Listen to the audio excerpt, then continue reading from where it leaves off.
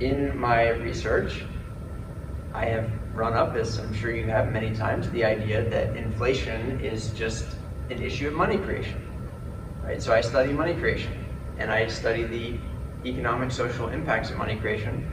And so when I hear inflation is caused by money creation, and it causes this huge havoc in inflation, and that has big social and economic impacts, I have to go take a look at that, right? So I spent a good bit of time looking at inflation, and what I found is that the data doesn't match the story that's in the textbooks. That's my own experience, that's my own conclusion. You all get to have your own opinion about how the world works and what matches your experience. And in fact, that's one of the things I want to do here today. Is I don't want to throw a bunch of charts and graphs and mathematical formulas or anything like that at you. What I really want to do is hopefully have you experience that your own direct experience, your own ability to kind of feel your gut sense of what's true is probably more reliable in this case than what's in your textbooks, just to be quite honest.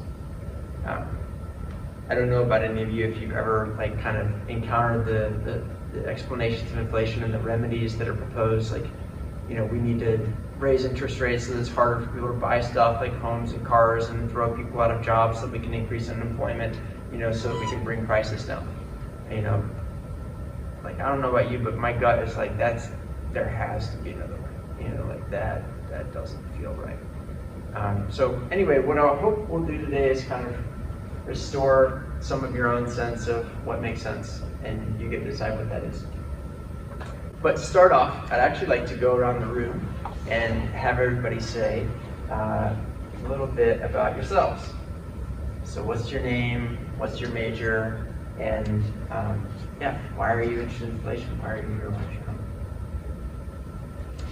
Cool, so those are all really good things, and they make perfect sense to me.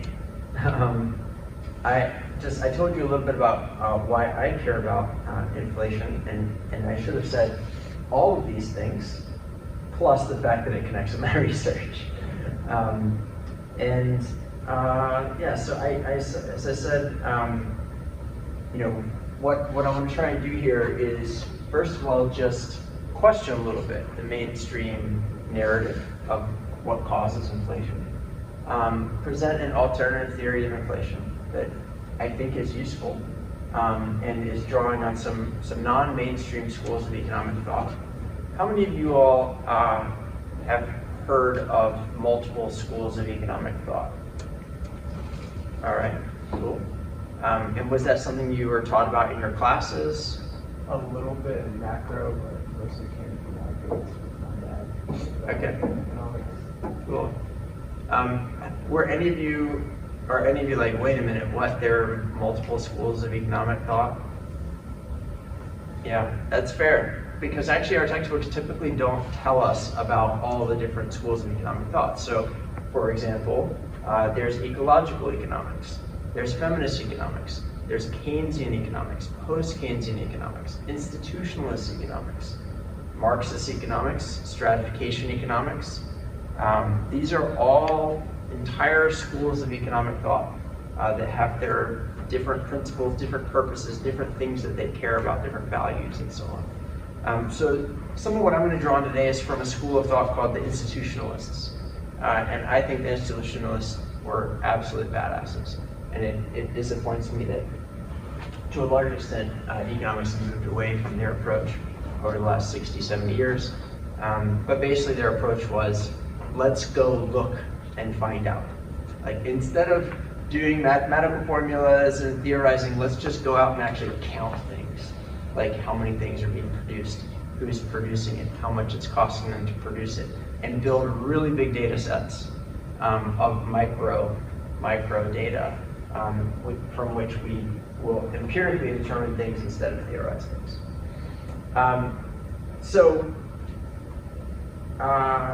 My goal in the time here is to leave you in a good place, hopefully.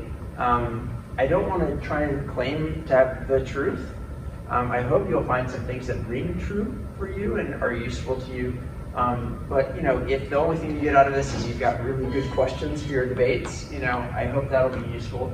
Like I said, there's a lot of bullying actually in this topic, a lot of actually argumentation, and that's because for a number of reasons, but one thing that I hope will happen today is that you'll gain some confidence about being in those conversations, because you can't be in economics and not be in those conversations.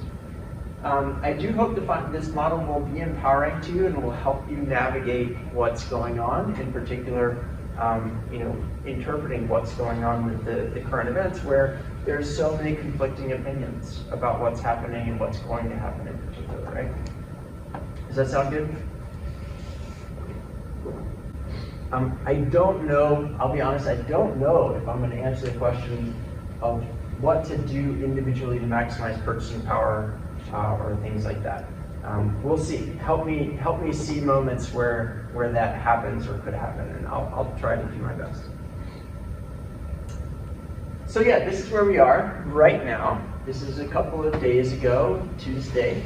We've got stories with people saying, hey, there's a big inflation story here. There's a big inflation thing in our future with these tariffs, right? So I look at something like this, and I'm just like you. Like, wow, in the headline it says, tariffs are clearly going to cause inflation. So says a giant, largest shipping company in the world. But then if you read the article, the White House says, no, it's not. The Treasury Secretary, Scott Bessent, said the tariffs are unlikely to raise inflation, in part because China will eat any tariffs that we put on them, right?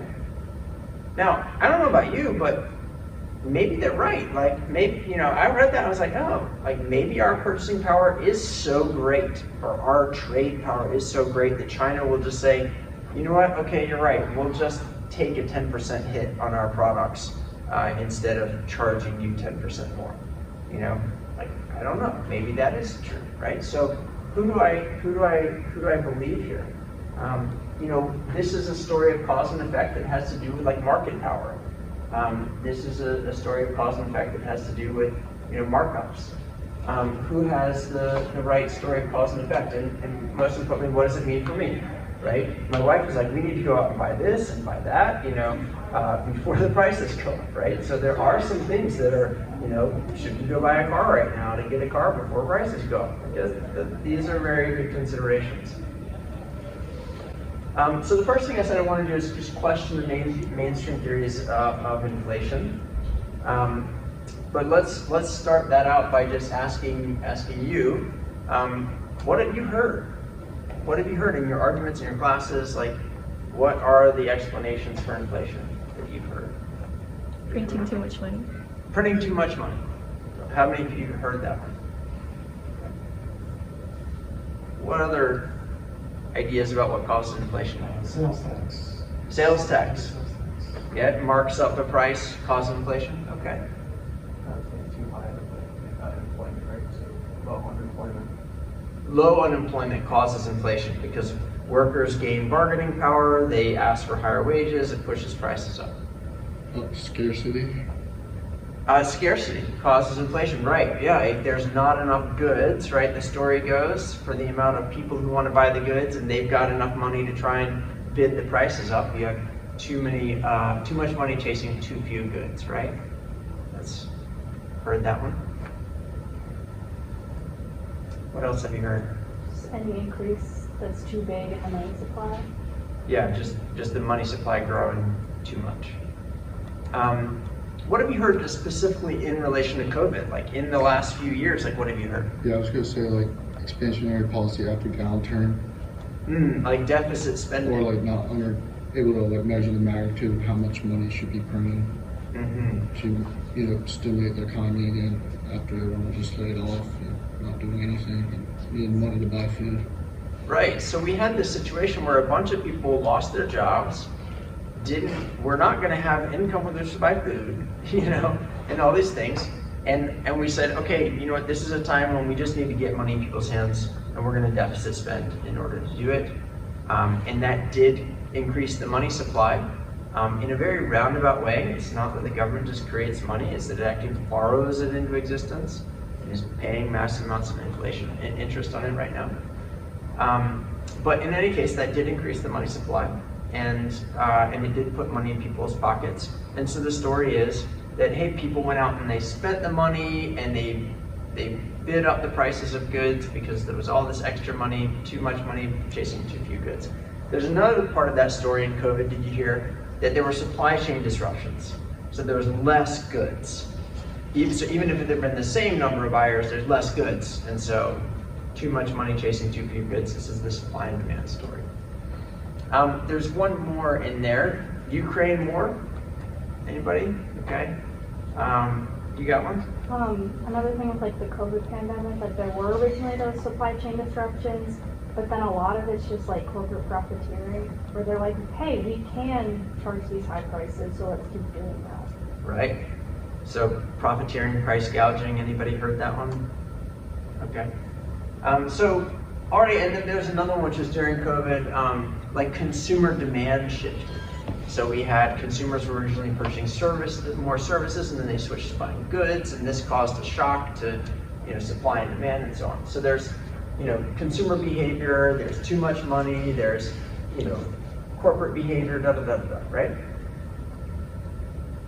If you open up the best-selling economics textbook in the last 30, 40 years, written by Gregory Mankiw at Harvard, you will see on page 11, principle number 9, 10 principles that you need to know in order to understand the economy. Principle number 9 is prices rise when the government prints too much money. Out of the 10 most important things that he could think of that you need to know to understand the economy, this is number 9. Inflation is caused by the government printing too much money. How many of y'all are using Mankiw's book? Do y'all use that? What's the textbook that you use in your intro, micro, macro classes? Pearson. Who? Pearson. Pearson? Okay. Cool. Well, I'm going to bet that Pearson teaches something along these lines, but most of the economics textbooks I would like to. And you've probably seen something like this in whatever textbook you used. Okay. So, the neoclassical mainstream theory of economics says that government prints too much money. That's what causes inflation. But just right here in this room, right now, we heard a whole bunch of other theories of what causes inflation, right? And that there are many different things that can cause inflation. And in fact, in my own literature review, I found at least 14 distinct causes of inflation. And I gave a talk on this at a conference. I'd be happy to send you the video. It's on my blog, which is samhummel.substack.com. But anyway, I did one on hyperinflation and inflation rates. And I went through these 14 distinct causes. So already at best, or we know that neoclassical theory that's taught front and center in the economics textbooks is at best it's incomplete, right? But since that is the big story, let's take a closer look at it. Again, the causal story here that's told about this is that too much money is chasing too few goods, right? This is, but since a lot of you are econ people, I am going to lay on one formula for you. How many of y'all have seen the equation of exchange? Anybody not familiar with the equation of exchange? Okay, cool. Don't worry about it. It's just a 4-variable equation that says, the amount of money times the amount of times people are transacting it is equal to the total amount of products times the prices charged for them. It's a very simple formula. And when economists say, hey, we know what causes inflation, and it's government money creation, and it's too much money chasing too few goods, this is what they're talking about. If you ask them, show me the math of what you're talking about, back it up, this is what they will show you, this 4-variable formula right here. Now, this is called the quantity theory of money, this interpretation of this formula. It has come and gone a bunch of times over the last 150 years. And it comes, and then it gets proven to be false, and then it comes again, and then it gets proven to be false, and then it comes again. And why that happens is quite interesting. A friend of mine wrote a paper about it. But there are, just to say that this idea, despite being taught on page 11 as though it is fact, this is actually a very controversial idea. It's been debated and argued over for at least 100 years. And there are a lot of criticisms that not only come from other schools of economic thought, Austrian economics, I forgot to mention that one earlier. Professor Howard is trained in Austrian economic school of thought. But many other folks have looked at this and they said, wow, you know, like this has a lot of problems. Like number one, this formula in this quantity theory, literally, these are assumptions that go behind these four variables right here. The economy is always at full employment. In order for this theory right here to work with the math, the economy must be assumed to always be at full employment. Number two, the productive capacity of factories and farms must be at maximum production at all times. Does that sound reasonable? I think this is not true. People don't vary how much they save or spend. You know, in bad times, or when they think bad times are coming, they don't save more. And when times are good and they're confident about the future, they don't spend more. There's no change. They always just spend the same amount as what comes in. It's called the velocity of money. The quantity of money is set by the central bank. Banks don't create money. As I just told you, that's what I study. Banks create a lot of money, and the government does not control the quantity of money in the economy. That's controlled by banks. So yeah, these are like, all of these things are really questionable already. All prices move together. So if you have a general change in the money supply, then all prices need to go up for this theory to be true.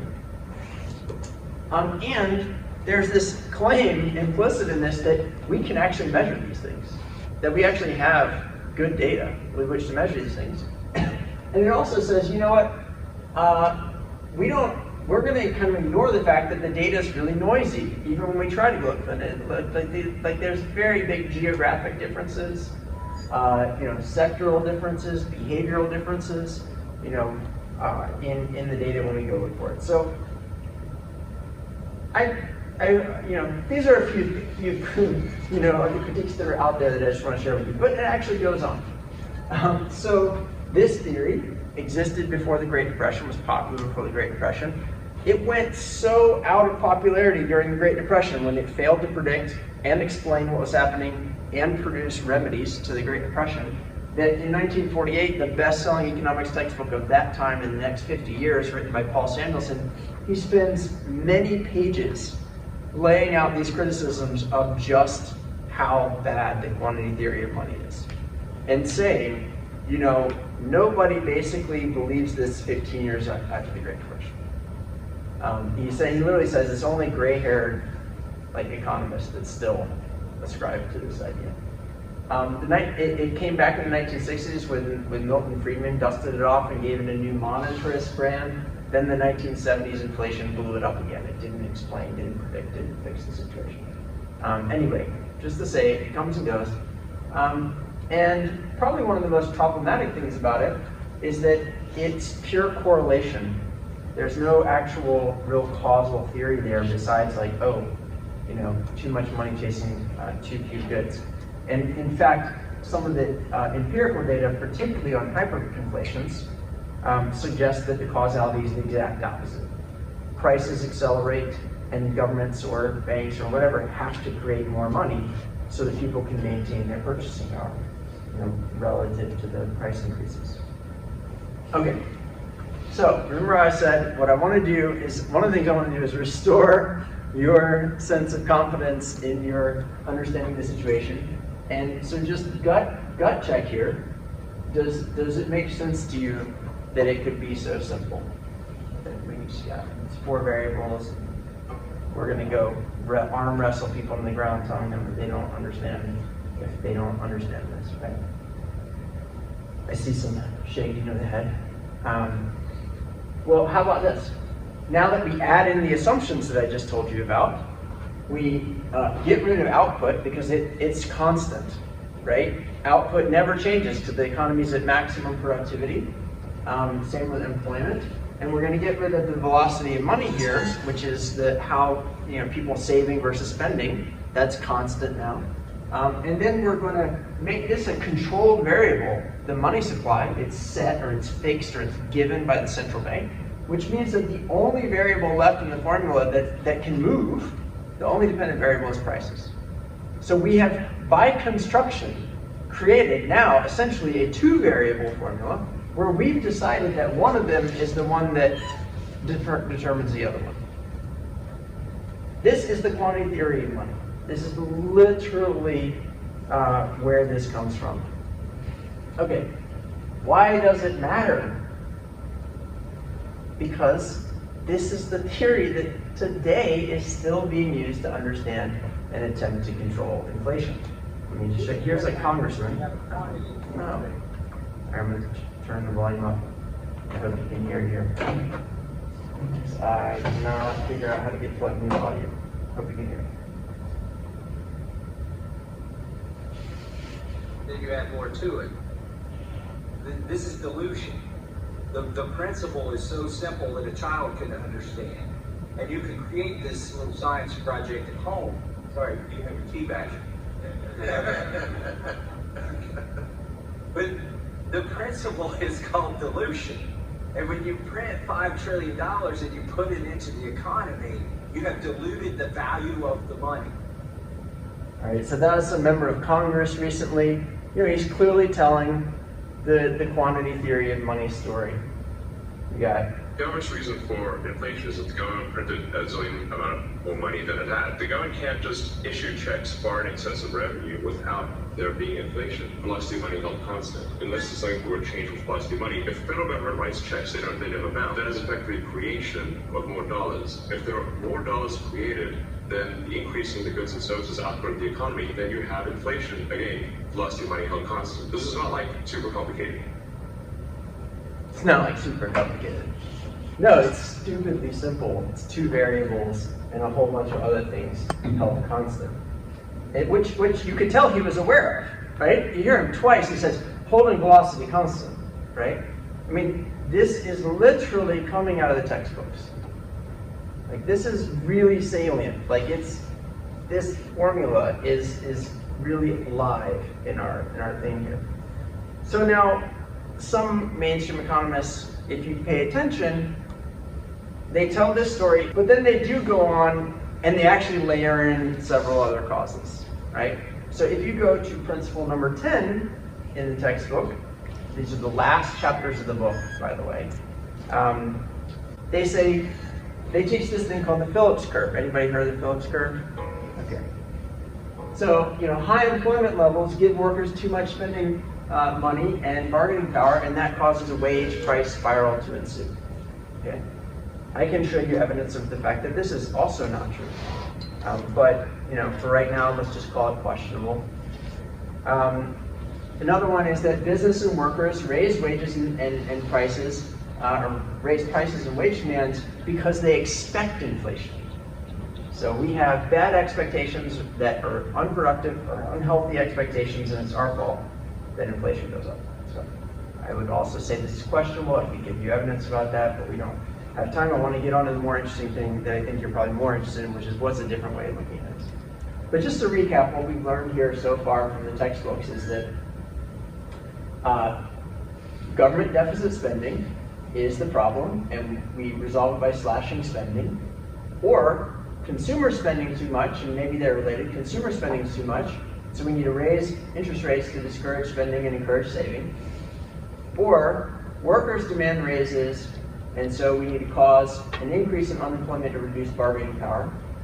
Or firm and worker misexpectations about inflation are causing them to increase things when they don't need to. And so the central bank needs to publish credible inflation forecasts so that people will chill out and have correct expectations.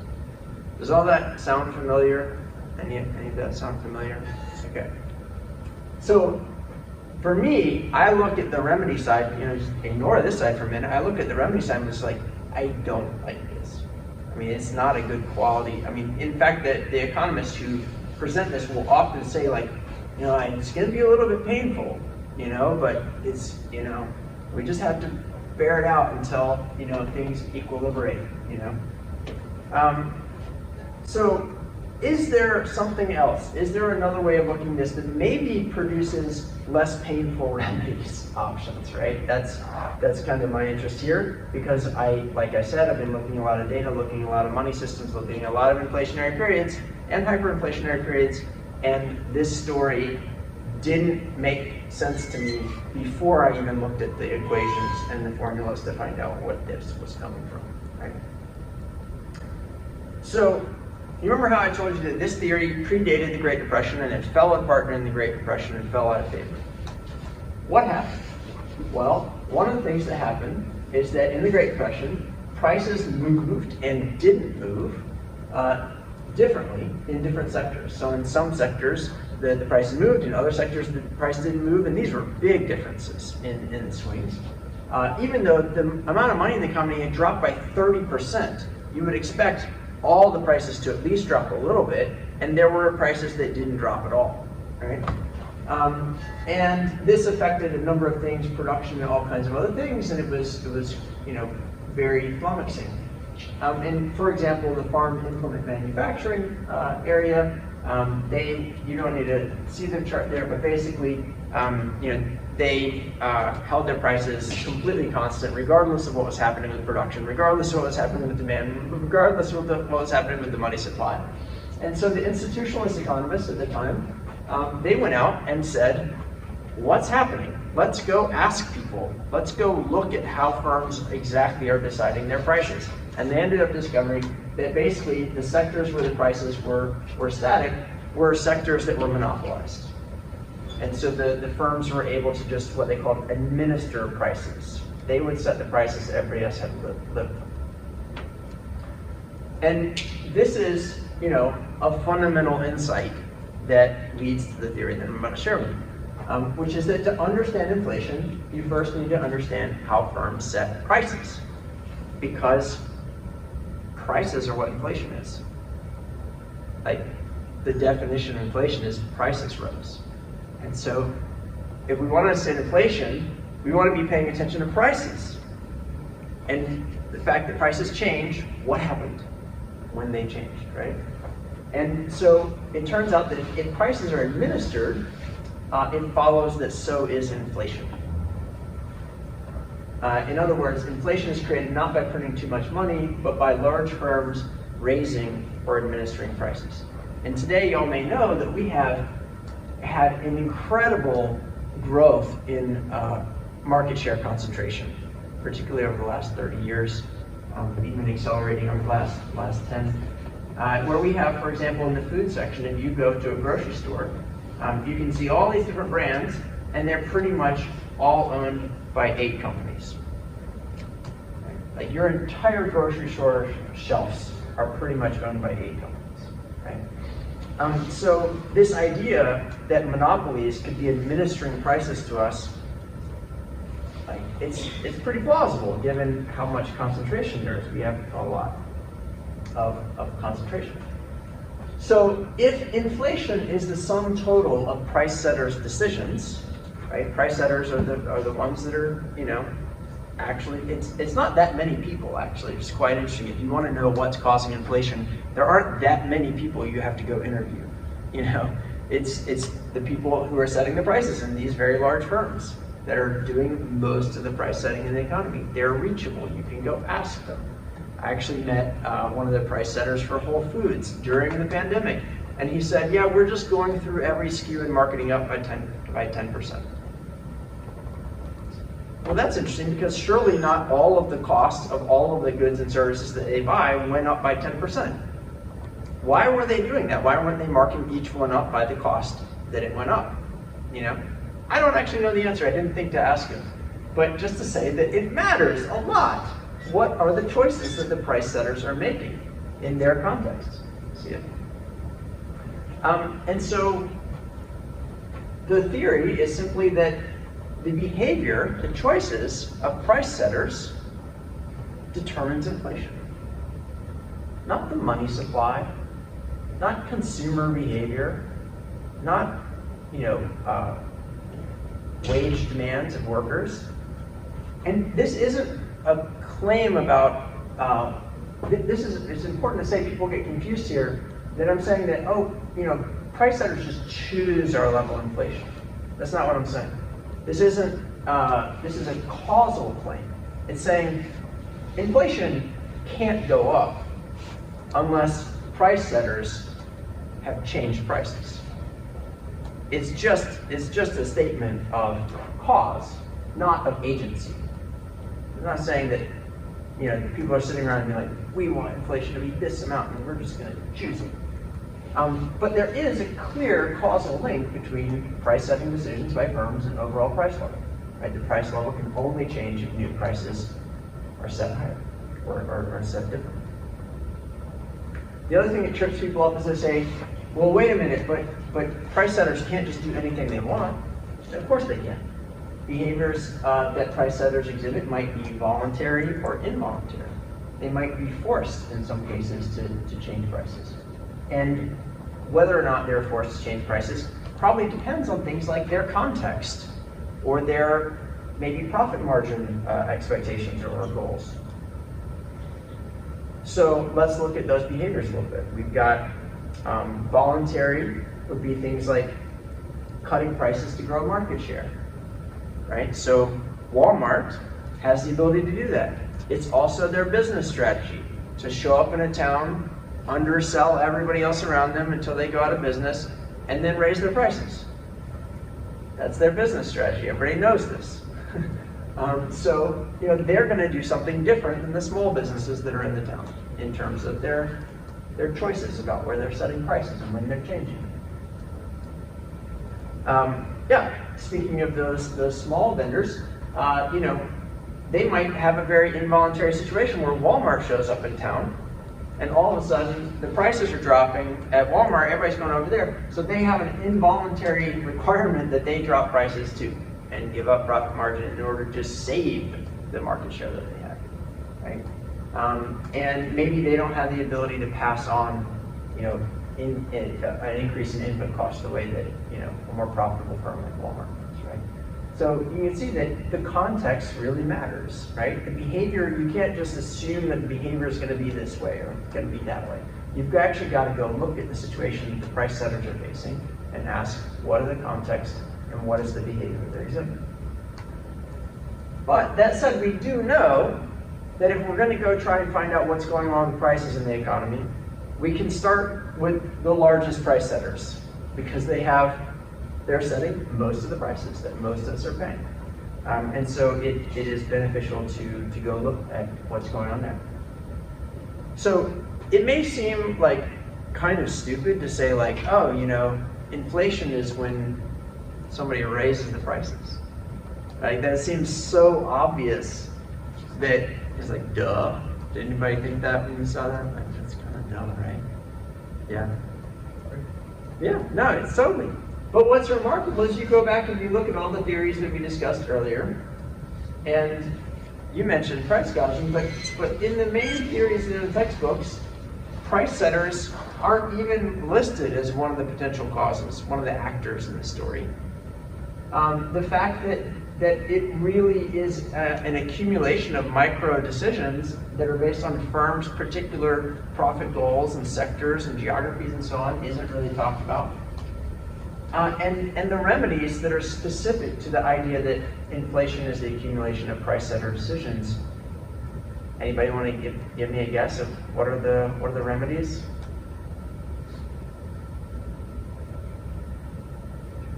Saying like a ceiling, maybe? Be price ceiling? Seems like price ceiling, yeah, or limiting, maybe not the ceiling but limiting it so that it can only match with a certain rate every year. Or like it has to go based on actual cost increase or something like that. Yeah, or like a rent control, like you were saying, where it can only go up a little bit each year. Yeah. Subsidized buyers. Right, you could subsidize the cost so that it stays flat. Yeah.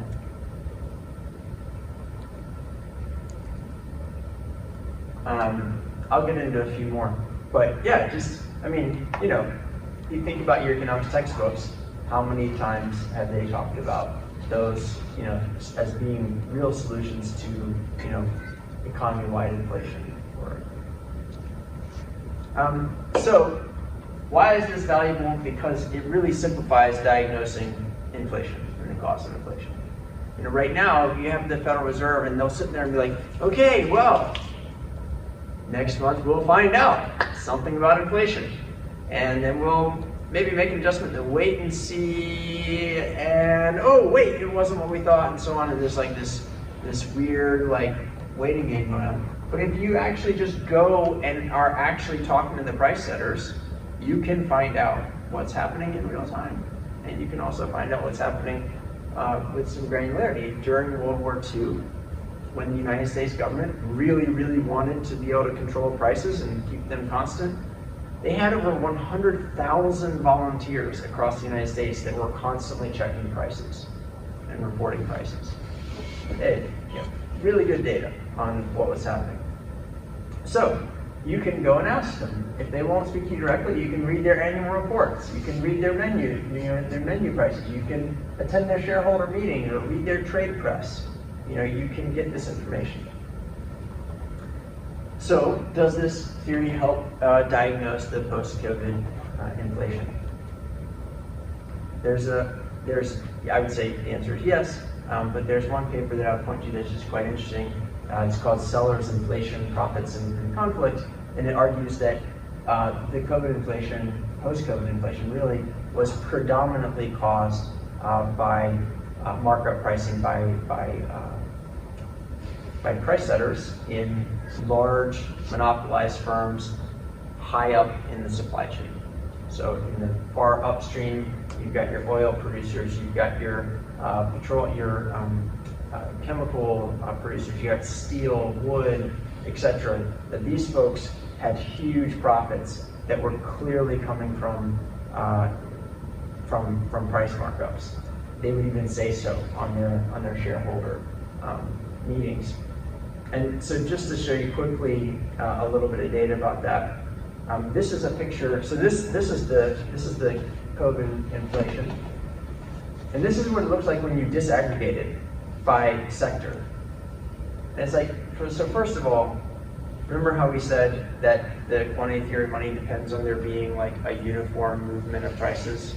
If it all is moving just because the money supply changed, then it should all be moving together, and you can see that that's not even close to what's happening, right? We've got big moves going one way, big moves going another way, and so these researchers had the idea that like, hey, let's go look at the upstream commodities like gasoline that went way up, and then look at the downstream products like vehicles, and see if these price hikes were cascading through, and if that explains the hike here, the hike there, and so on. And what they found is that it does. So lesson is, if you're having a general inflation and you want to diagnose it, first of all, you can go and ask the price setters. You might want to go ask the price setters that are furthest upstream, because if you can interrupt the price raising there, you can stop it from cascading all the way through the economy. And this is the type of thing that you'll find is that record profits by Dow Chemical, and when you break out what portion of it was coming from price increases, that's the orange, it's pretty much all of it. General Mills getting over into the food category, same thing, it's all coming from price increases. So why is this important? I'm not telling you this because I want you to be upset about price gouging or to go and correct the record on everybody, though I think you could do both of those things and it'd be completely appropriate. But I don't want you to miss the finer point, which is that the value of understanding this as the causal mechanism of inflation is that it means that we can actually have good insight and granular insight into what is happening, and that we can therefore have better solutions. So it could have been that they looked into it and it turned out that it wasn't price gouging inflation, where they were using the context of the COVID disruptions to raise prices far in excess of what their actual cost increases were, right? It could have been that it turned out that it really was labor costs catching up, after 30 years of being depressed. But that's not what they found, right? But the method, the process by which they were investigating the question of what's causing inflation was a good one. So the implication here is that we can diagnose this by looking at the behavior of a relatively small number of price setters. But also, if we want to change inflation, we can act at the same place. Relatively small number of price setters. What do we need to do to have you not raise the prices? What is the context? What are the incentives that is driving them to raise prices? Maybe we can work with those. Maybe we can change them. So for example, if price setters are raising prices and they're like, hey, my costs are just going up and I have to raise prices, then maybe you can go and try and solve their cost problem. And that would keep prices from needing to go up. Or maybe they're doing it voluntarily and maybe you could go and figure out a way to change their incentives so that they wouldn't make that choice. Or maybe you can do like somebody said with rent controls or price controls, you can actually just limit their choices. So like, yeah, that part, you can't go to that level of prices. So here's a menu. Now you start looking at this, you're like, okay, I need remedies to inflation that act on price setters' behavior. It's pretty easy to come up with a nice long list. So let's say that there's involuntary inflation that's being caused by materials and services prices, input prices to a company. Well, one thing that you could do is you could try and go develop new sources and competition to bring the price back down. That's exactly what the United States did during World War II when it was trying to ramp up the economy. The United States government went around and said, okay, everywhere the prices are going up because we do not have enough supply, we're going to make it our job to find more supply. They spun up new mines, they got new imports going on, they started new companies, and that's one of the ways that they kept inflation down. They put price ceilings on a bunch of things. In fact, they did rent controls, retroactive rent controls that were in place until 1946. The labor, interestingly, the problem with labor increase for an employer isn't necessarily paying more. It's that maybe if they pay more and their competitors are not paying more, then now they're uncompetitive or their profitability margin goes down relative to others, etc. So what do? You can have agreements that everybody has to raise their wages at the same time. These can be minimum wage laws, or during World War II, they were doing a lot of industry-wide wage agreements. Anyway, there are lots of options, lots and lots of options. Now, many of these options you might notice, like putting ceilings on things. Almost all the states in the United States used to have interest rate ceilings of around 8%. Right? Does anybody know what credit card interest rates are right now? 27, 28%. It's insane. If you just went back to the reasonable logic of 40 years ago, that would bring so much relief to so many credit card holders right now. And yet, our textbooks tell us like price controls are terrible. Ceilings, rent controls, how many of you have heard that idea in your economics world that these things don't work? Yeah, they don't work, they create perverse incentives, they're unproductive, they just create black markets, you can say the same thing about taxes. People try and get around taxes, people do get around taxes, we don't stop doing taxes. Like we just try to make the taxes enforced better, and we can, but we don't right now. So interestingly, if you start to look at these types of solutions and take them seriously, just on the face of it, just on the logic, you're like, oh, I really want to change the price setter's behavior. I want to change their context. Like maybe this will work. What will happen is if you do like I do and you're studying monetary systems across thousands of years and dozens of countries and so on, is you'll realize like, oh, actually everything on here has been around for thousands of years. Like you can find some of these in like Hammurabi's code, in like the Noahic Mosaic law, like in in the Quran, like these things have shown up over and over again because they work. This idea that they don't work is nonsense. Of course, they have to be implemented well. Okay, so voluntary changes, right? We gotta change their incentives, or we gotta change their choices. So price gouging. Well, you can do antitrust enforcement to break up those monopolies and get competition back. You could have windfall taxes like they did in Germany when the energy prices went crazy during the beginning of the Ukraine war. They passed a windfall tax on the energy companies that had just reaped a huge profit, and they used it to pay rebates to the people who couldn't afford the energy prices. So they subsidized the buyers.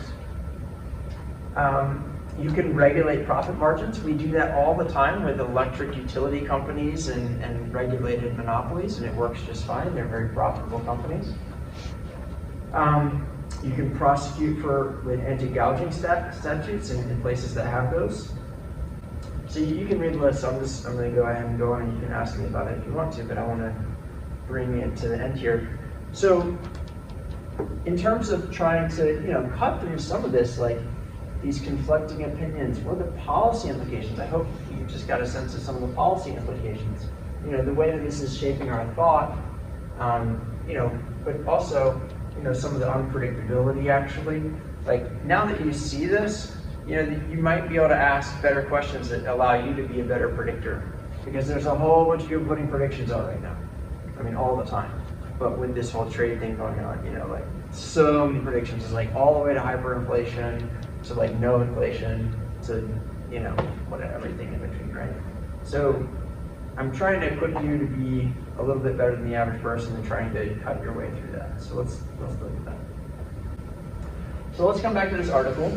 And we were trying to decide, who should we believe? Should we believe the giant shipping company, or should we believe the White House? What do y'all think? Say the company. I guess we could say they're the ones who set the prices here. We could. Interestingly, so I chose this one on purpose. Maersk is a shipping company. They're not a retailer, they're not a manufacturer, right? And they kind of have a bone in this fight. They have a conflict of interest, which is that they are the ones shipping between China and the US.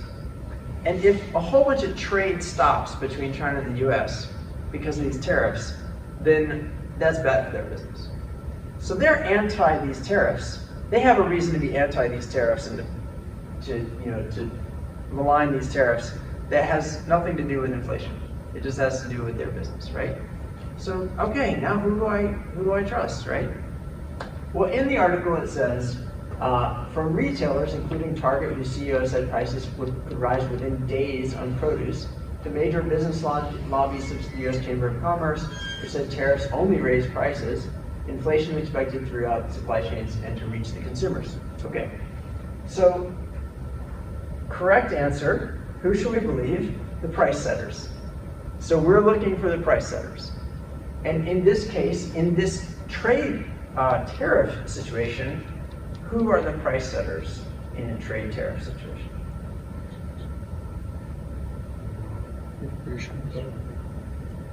The government's definitely stepping into the game, isn't it? When it's adding 10%, it's, except though, that this guy is like, no, we're not. We're just taking away 10% from China. That's what's going to happen. That's how it's going to play out. We're not adding 10%. Shouldn't the price setters always be the importing companies? Bingo. So in this story, the price setters are the Chinese exporters and the US importers. Right? So there's the price at which it hits the dock in China, and then there's the price that the importer marks it up when they get to the US. And the question is whether or not the exporters in China are going to drop their prices by 10% so that the Americans can continue to buy it at effectively the same price, or whether they're going to keep the price where it is, and the American companies are going to have to figure out what to do about the fact that they have to pay a 10% tariff on the US side. Right? So let's ask them. Well, what are the price setters saying? So in this article, Target CEO. Target is an importer, and they are also a retailer. So they're a price setter here. And the CEO is saying really clearly, we're expecting to increase prices within days. he's not the only one. You can go find articles from a whole bunch of other retailers and importers saying the same thing. Now, what about China? The Chinese exporters. Well, China's saying, we're going to fight this thing to the end. Okay, well, what does that mean? They can say that. It might just be, communist propaganda or something. It doesn't mean that they're actually going to not, eat the price increase, right? Maybe they will, while saying we're going to fight it to the end. Well, so how can we find out, right? Let's go look at their actual behavior. What happened in the price setters, did the Chinese price setters eat the tariffs in 2018? Well, the Bureau of Labor Statistics for the United States has data that says the tariff revenue collected has been borne almost entirely by U.S. importers. There was almost no change in the border prices of imports from China. China didn't eat nothing, right? And the American importers on this side passed the cost of the tariff straight on to the customers in almost exact measure of the tariff to the customer. They didn't eat anything either.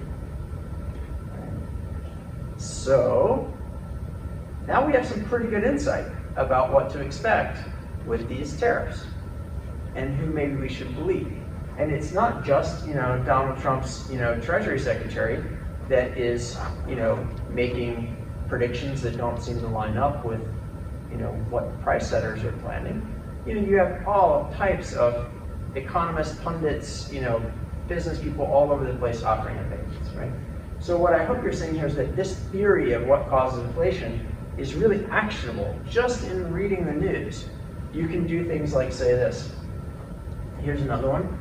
Trump's tariffs on Canada, Mexico, and China are in effect. Here's what could get pricier and when. So to this actionable question of what can I do to try and avoid inflation, it helps to know that prices do not move evenly. They move differentially, right? And so what you want to know is, where are the prices actually going to move? I don't want to just go out and buy everything now, right? Some things are not going to go up in price, but other things are, right? So does the article say anything specific about how inflation will vary across regions and sectors? If so, this is me. This is how I use this information. I am more likely to trust that storyteller. I think they probably have a better insight into inflation if they actually know things about the specific price setting in specific regions and specific industries. So this article says things the tariff of 10% on this product category is going to result in an increase of 2% at the price, right? So this input into this product is this part of the cost structure is going to result in this much roughly. These people have been talking to people who actually do pricing. I'm going to listen to them. Are they talking about solutions that address price setter behavior? If they're not, I don't know that I really care a lot about what they're saying in terms of what's going to change things, what policies are going to remedy the situation, etc. And another thing I would just say to notice as you're looking at inflation articles, as you're reading the news about inflation, just notice in this trade story, for example, why am I not hearing anything about government money printing? There's this whole conversation going on right now about trade, tariffs, and inflation. And I haven't seen a single article yet where they say boo about government money printing and how much money is going to be printed, right? So if inflation is always about money printing, that shouldn't be happening, right? Yeah. No, Okay, cool. So yeah, this is how I read the news now and how I interpret the news and how I try to also look at policy questions and enter into debates about what we should do next and so on. Obviously, I'm not a price setter. I'm also not a policymaker. I'm a researcher. So, my influence is limited, but I'm in the same world that you all are, where these things are really impacting things, and we are in debates and conversations and trying to discern things as regular people who aren't in power. you know, and it's because it's anxiety, you know, producing to not understand something that's so impactful. So hopefully, at the very least, you may be policymakers one day. You may be, you know, price setters. You may be in a business, right, where something like this gets announced, and what do we do, you know? And now you know, well, the number one thing I'm going to do is I'm going to call up all the suppliers in my supply chain, and I'm going to ask them, what are you planning to do? You know, and I'm going to find out which ones of them already know that they're going to raise the price, and I'm going to ask them how much. What's kind of the logic that they're going to use? Is it going to be a 10% markup across the board like Whole Foods, or is it going to be they're going to mark up each thing 10% if it goes up 10%? You know, I can get some really much better intel than the average person reading CNBC if I know that that's where the information, that's where the insight's going to be. So that's all I have for you. And I would love to hear your thoughts about how I did. If this was, you know, if this was useful to you, if it hit the mark. I know I talked a lot longer than I intended to. So if anybody wants to hang around and ask questions and talk, I'm happy to do that. But if anybody needs to run, I can totally get that too. So, yeah. I do have a question.